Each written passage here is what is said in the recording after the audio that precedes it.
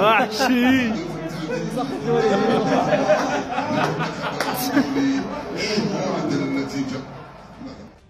السلام عليكم ورحمة الله وبركاته. شاهدوا كيف احتفل بعض المغاربة بهدف أنغولا على الجزائر. لا حول ولا قوة إلا بالله، وهؤلاء مجرد أغبياء وحمقى ولا يمثلون المغاربة الأحرار. هيا لنشاهد الفيديو.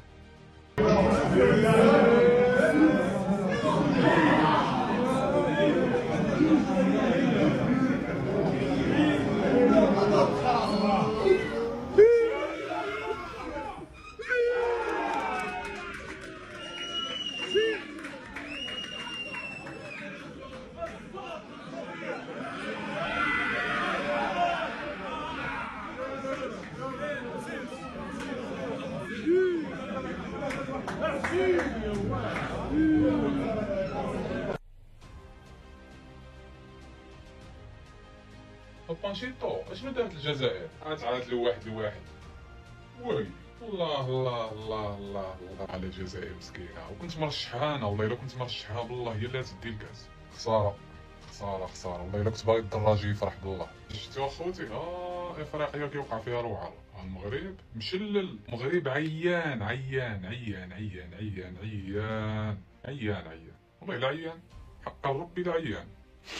شافوهاش؟ ما شافوهاش. غدا تونس وبعدو المغرب.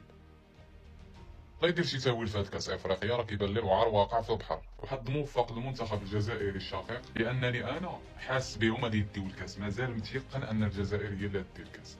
والله يسهل على الجميع اخوتي، وديما مريض ولا لا ما صافي. حنا عيان منتخب عيان.